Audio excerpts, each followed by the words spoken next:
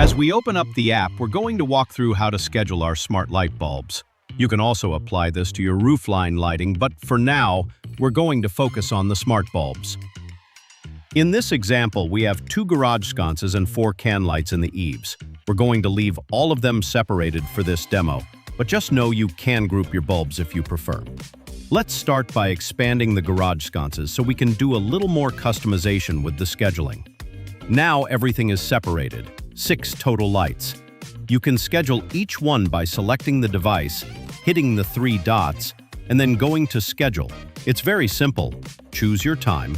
Let me slow that down a bit. You hit Perform Action, then select Turn Lights On, and then choose whatever color you want. In this case, we're controlling the upper front porch can light. Once set, it'll come on every night at 9:29. So that can light will now turn on every day at 9:29. If you want to disable the schedule, just toggle it off. But to be honest, I don't like using this method, so we're going to go ahead and delete it. Here's how I prefer to set it up. Tap Smart at the bottom, then hit the plus button at the top. Choose Sunrise Sunset, and then select the Sunset option. We want the lights to come on at sunset, and we also want them to turn off at a specific time. Let's say around 5:30 a.m. It starts getting light by 6, so 5:30 is a good time to shut them off. Once we've set that, we'll have it repeat every day. Now, go to Devices to choose which lights this schedule applies to. We've got all of our smart bulbs and roofline lights listed, so it's important that you've named them or know which is which. If they're grouped, even better. For now, we'll select the 6 smart lights we're working with, then click Next. Now I'll choose one action. I want the lights to come on, not off. I'll select the white color, and then apply that action to all the devices I selected. There's also a delay option. I don't want a delay, so I'll leave that blank. That means the lights will turn on right at sunset. And yes, this adjusts automatically with your phone's time settings. That's it. Now all 6 lights will turn on in white at sunset.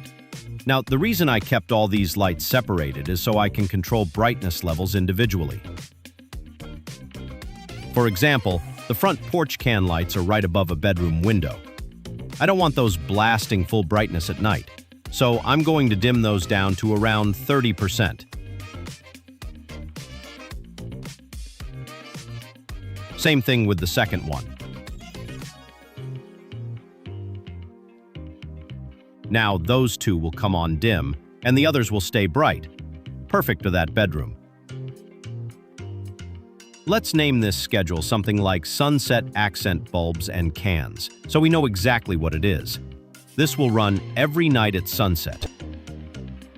But let's say you've got something coming up, like Halloween, and you want one garage sconce to be purple, the other green, and maybe some fun lightning effects on the can lights for a party.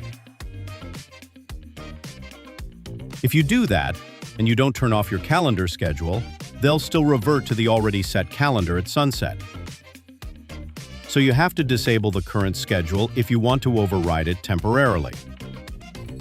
After Halloween, you can turn the original schedule back on. But if it's still active, it will overwrite any changes you've made. Also keep in mind, if you set up multiple schedules for the same lights, they can conflict and cause issues. Just remember you can disable a schedule or press and hold to delete it entirely. Let's say I like the existing schedule but want to change the color and effect for October. I'll keep the same preset but edit what each bulb does. For example, I'll use a candle effect and set one of the sconces to green. That creates a cool, spooky vibe. I'll go ahead and edit the others to do various things.